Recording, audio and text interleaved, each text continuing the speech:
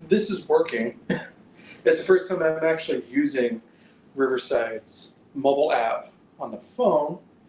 So I really wanted to at least give Riverside, you know, the whole feature set review, because I already wrote about and did a previous episode about Riverside as a whole, but decided, let's actually try this and see how the experience is and pretty much give my take on everything as Riverside as a whole. Just my personal feeling of using the service for past 3 weeks or so. Um, Give me 1 second. I just want to make sure that we're actually doing everything is going fine. Let's see. Checking out YouTube Studio.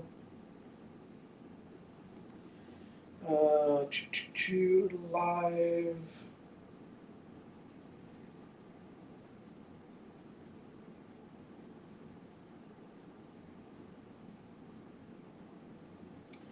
I don't know if this is going live.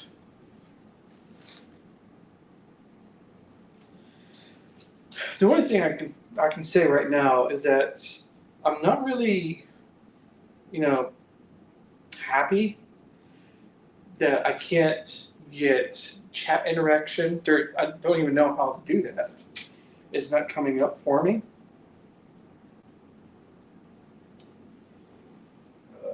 View channel.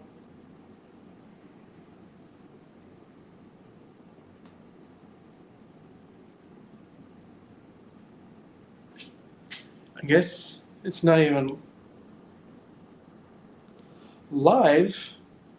It's not on my channel.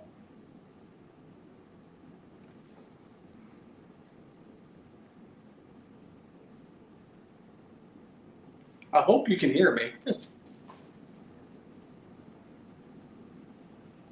No.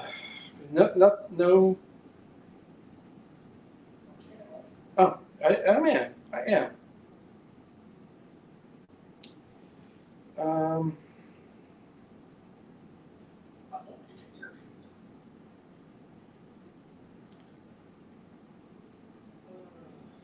me. Okay, so YouTube is live.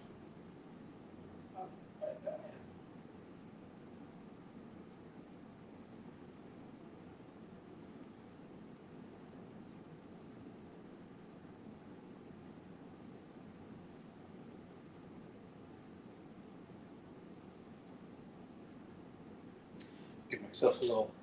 So I want to see what the chat comes from Twitch, or not Twitch, but from YouTube. So if I go into the chat side of things, go to everyone, and that's I only get two options for this. It's the everyone and studio chat. I don't get stream chat on the app itself, which would be very helpful because, hey, I don't need the large conference monitor. You can just move that over to the side, have like my buttons down the middle here, and then chat to be on the side. But the issue is that I don't get that. I don't get if I'm live. I don't see anything whatsoever, which is unfortunate because that'd be a great way to interact. Like someone says, "Oh," because I'm going to be doing this for my build videos. Because as you can see, I have a lot of scrap, and then I have a couple things up here I'm going to be doing to do some small projects. But if someone says, "Oh, what are you working on?" I can't see it. I have to have a second monitor or the iPad or something going because I can't see chat from the camera. And that's a major bummer. I don't know why they decided to just pretty much not even include that because it is an important feature really. Because if when you're doing a live show, you want that chat interaction with your audience. You just don't want a one-way communication.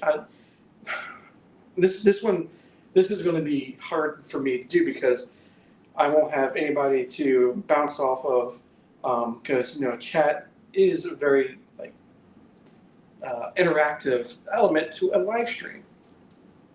So if I go to Twitch, that's the reason why I'm not streaming on SharePlay tonight as well.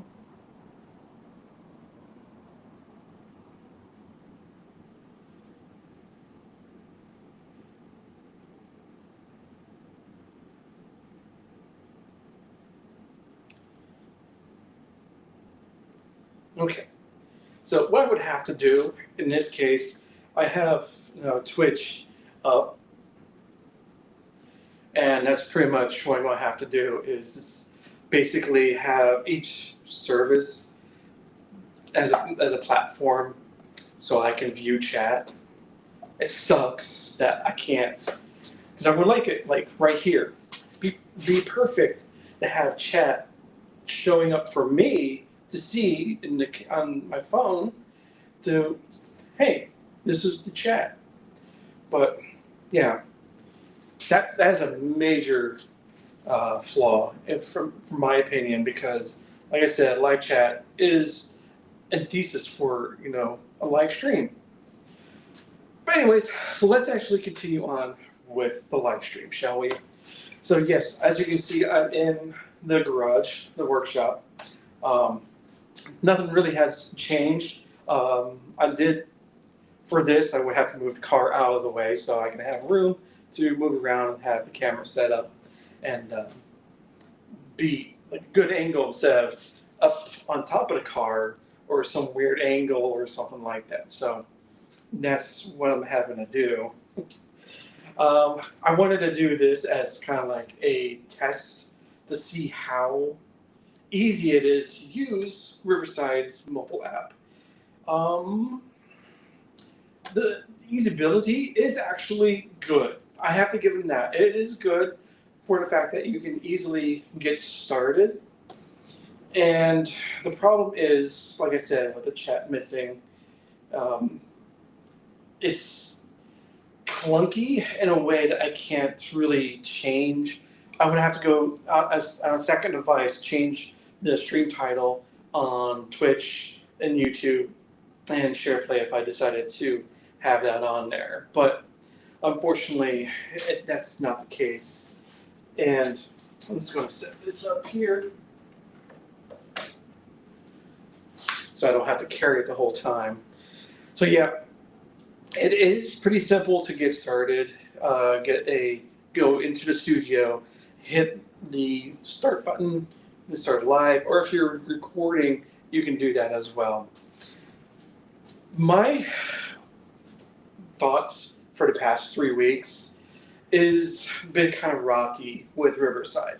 To tell you the truth, I have done these videos where I go through step by step and how to move or import your podcast into Riverside. I did that last Thursday, and one of the things is that I did come up with a couple of issues that is still to this day, because I did it again and I'm still coming up with the problems where I cannot connect to my show via Apple Podcast.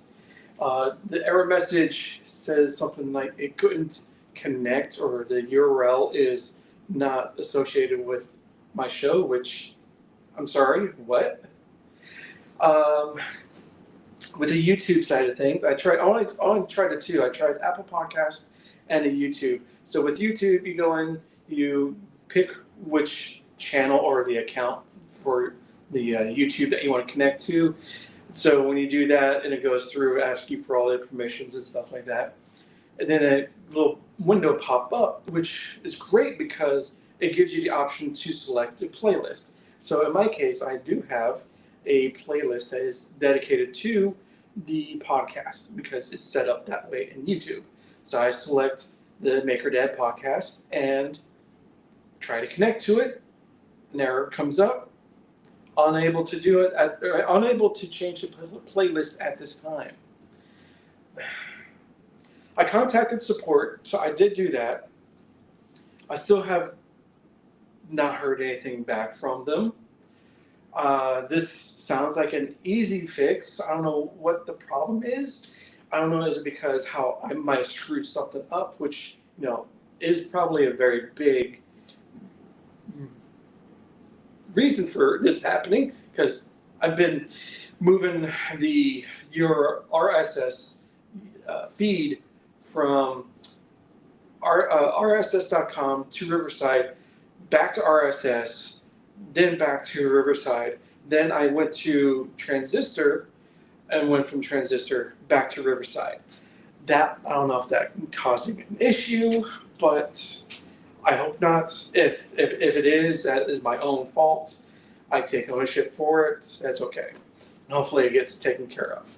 But the problem is that it does not give you any kind of recourse if there is an issue. It automatically takes your RSS feed and puts it into the hosting on Riverside. That's no problem. That's what it's supposed to do. The issue is connecting the other apps, as they are called, from like Apple Podcasts or Spotify, YouTube, and the Deezer, Amazon Music, and one other place I can't remember. It's on the video. The problem is trying to connect your Riverside podcast hosting account with those third-party connections. Well, that's a weird voice break, but okay, we'll continue. Those outside third-party connections. That's the problem that I'm coming into each time I'm trying this. I don't know, like I said, is it my issue? Is it my fault for it being a problem? Probably. I don't know. I would hope to get an answer on support, but I have not heard back. And when I tried doing the help support, the text or the chat, of course you have to go through the AI agent and go through the whole process. It has, did you try this and this and this? We're completely ignoring what I told it, what I already had done. It has said, oh, did you get the show URL from Apple Podcasts? Yes. If you look at what I typed, I did say that. So it's like, it's a typical tech support AI agent, completely useless. It's just in the textbook. It's just reading from the script. And luckily, it was able to say, with all the issues that have been going on, do you want to speak to a live representative? And of course, yes, I wanted to go talk to a human at least. Human. I'm only assuming that's an actual person. So that is where I'm at. And it did say, there's, of course, the typical response of due to high call or whatever, high demand or high number of calls ahead of you, you've been put in queue for 8 minutes. 10 minutes pass, and it says, oh, we're sorry. And we refer to this as an email, and then you can go back and forth on an email. Okay, sure, let's do that. So, needless to say, that's where I'm at right now. So I have no idea where anything is right now. So I'm just going to let it ride. This is my experience with Riverside, especially with podcast hosting. It is clunky. It is something that's, it's great if it all works out perfectly fine. You start a new podcast or you import one and you had no problems. Hey, it works perfectly fine. The issue is if there is any kind of issue, problems will arise and it just compounds, and trying to get support will take a long time. I'm not saying like days. I hope it's not days, but I do say that it's going to be at least 24 hours. I keep looking back. So again, no chat. I've already talked about that in the beginning. So I had to look back on the iPad and see if I'm getting any chat comments so I can reply to you guys during the live stream. I don't know how it is on YouTube. I'm sorry. I'm not ignoring you. It just, the nature of the beast with the mobile app. There is some features that are missing, and I will bring this up to their Facebook group that I've joined a couple weeks or at the beginning of this kind of like experiment to say, hey, your mobile app is good, it's great, it's fast, it does what it's supposed to do. Problem is, again, the live streaming aspect is very lackluster. There's no chat on the camera or the mobile app.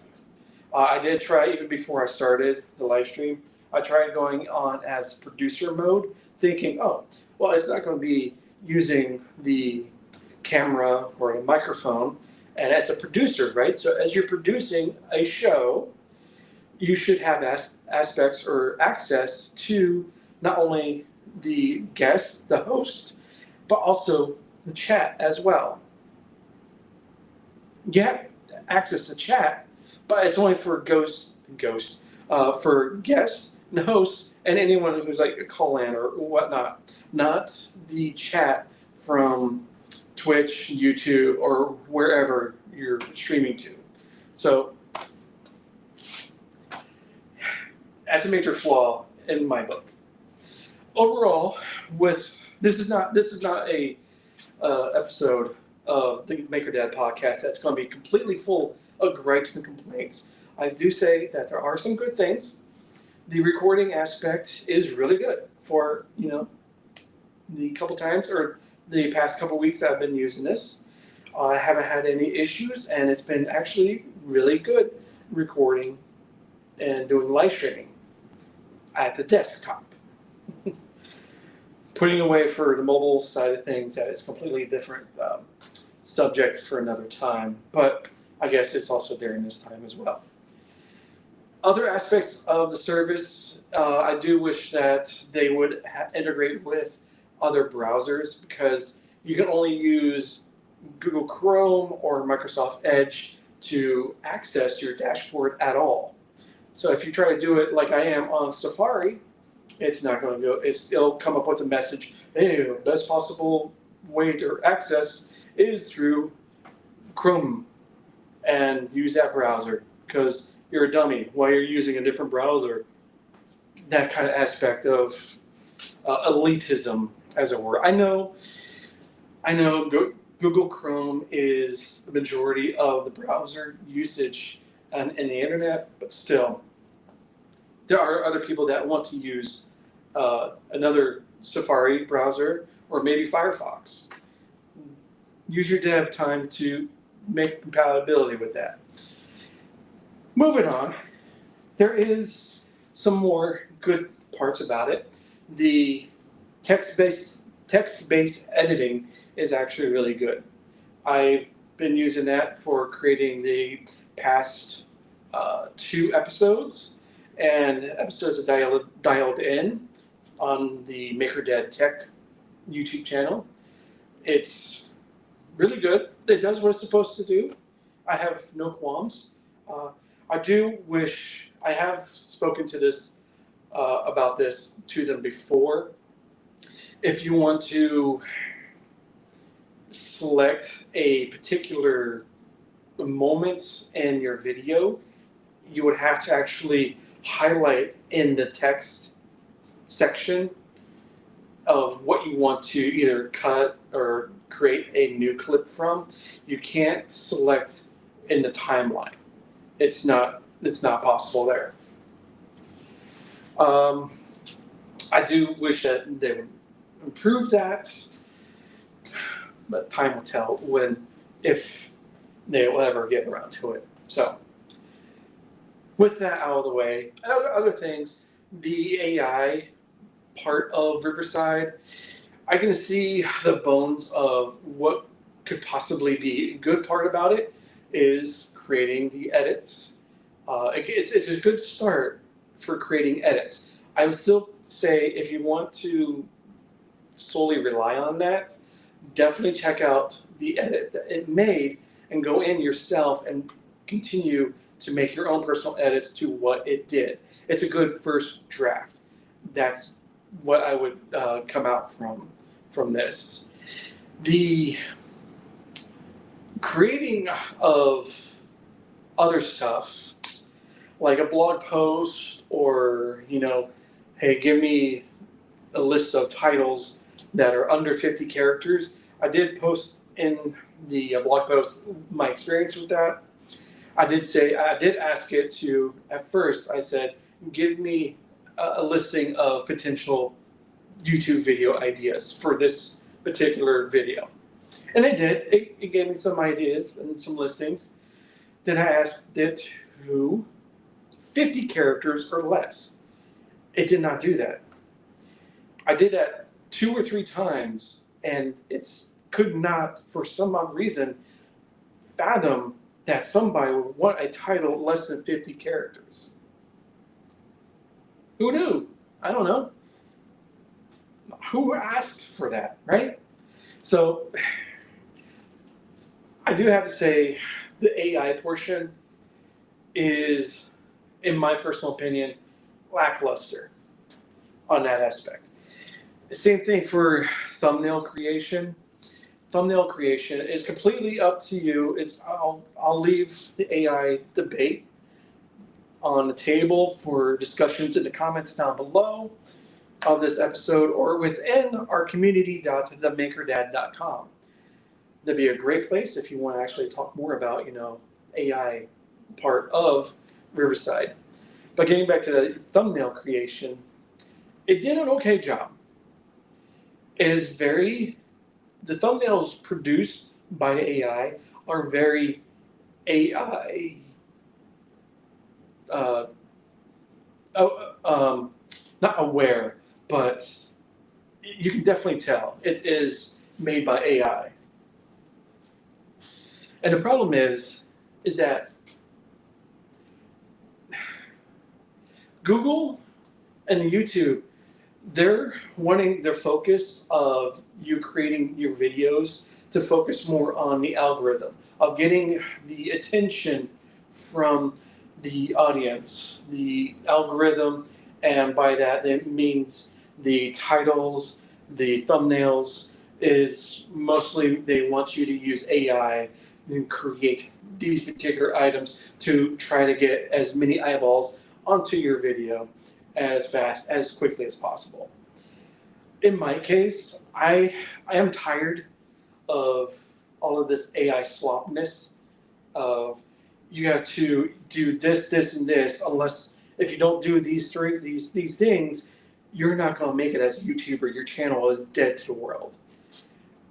It's kind of trying to join a race that you're already so far behind. You have no way of getting up to the point of halfway. So I am trying to make a video, or trying to make the video in my YouTube channels, this one and the Maker Dad Tech, more human by including a messy garage, a messy workshop, raw unedited, pretty much of a live stream recording of a podcast episode. Now this is also going to go onto audio version as well. So I'm looking more towards creating content that is for human-led consumption. I know that sounds awful, but that's the only thing I can think of at the moment. So that's what I'm coming up with, is YouTube is not really the place for people like myself who are tired of the AI and AI rat race, as it were. And I'm still checking chat, just in case somebody decides to come in on Twitch and wants to say anything. Not the bots, I don't care about you guys. But lurkers, that's fine. So, AI part of Riverside is a big part of their entire brand. I'm just checking the time. It is something that, let me back up. If you're looking at a platformer or a service that has started as a great recording and live streaming with your text-based editing, that is perfectly fine. The problem is that they're adding the AI stuff to it. That stuff is not really warranted or probably used all that often. The problem is that they're focusing more on adding feature sets to increase the number of people that are using their service instead of focusing on the core services that they have and the features that they've had or started with, that they're pretty much losing sight of the entire big picture. That's just my personal opinion, is that they don't focus on increasing their feature sets, I should say, their serviceability for their core users. They want to continue bringing in more and more people because that's what, I don't know if they're publicly traded, but in our experience with publicly traded companies, customers are not the value that they see. All they think about is shareholder value and making the shareholders happy as long as line goes up. That's all they care about. So by adding in more AI stuff, that is what they want to bring in, and that's perfectly fine. Riverside is a jack of all trades, master of none. You, I know Stephen Robles on Primary Tech. One of the recent episodes, he did talk about this recently, where I have had experience working with dealing with Transistor as a podcast hosting service. Transistor, that's all they do, is they focus on hosting your podcast for you. They have a little bit of AI that they added for transcription. That's pretty much it. All they're doing is working on their customer base, which is podcasters, and hosting said podcast. That's all. That's all they need to worry about. And are they growing? Sure, not as fast as, let's say, Riverside or any of these other companies that are dealing with, oh, we got to make sure our numbers every quarter are better and better than the previous quarter.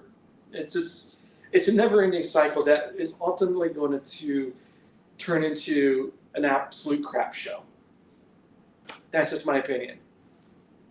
So, to put things in perspective, without making this any longer than it needs to be, is that Riverside is good for what it is. If you are creating a website, or not a website, but a podcast, and you need a newsletter portion for whenever you upload or produce or publish a new episode, so you have that capability.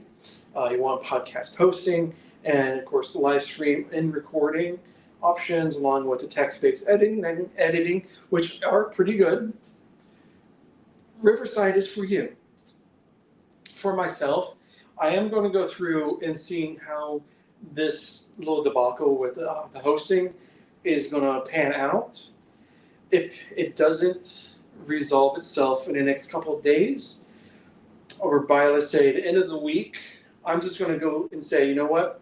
I'm going back to Transistor for podcast hosting, and I am going to go back to using a external broadcasting software instead of using the mobile app, which is, I do like this.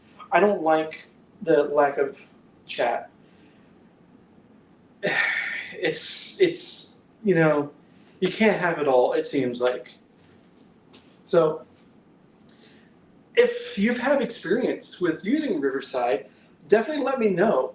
Again, down in the comments here on the YouTube or on a review on Apple Podcasts. Hopefully this episode goes on to Apple Podcasts. I know it's not going to go on Spotify because that is also messed up.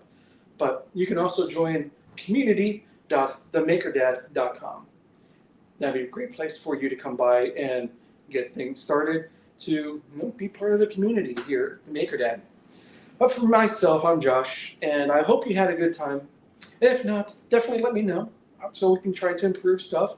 This is, like I said, raw and uncut as possible to get the successes and the failures of the makerspace and the creation of doing stuff. So with that, I'd like to say thank you, have a good night, and I'll definitely see you later, taters. All right, so that's the end of the episode. I'm going to end it here because it's getting a little hot and I am getting a little sweaty. Just going to look on.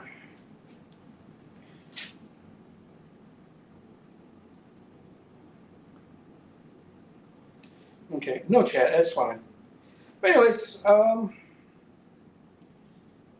yeah, the experience for the mobile app was kind of meh, but we'll see how it goes, how it can improve, if it improves or not.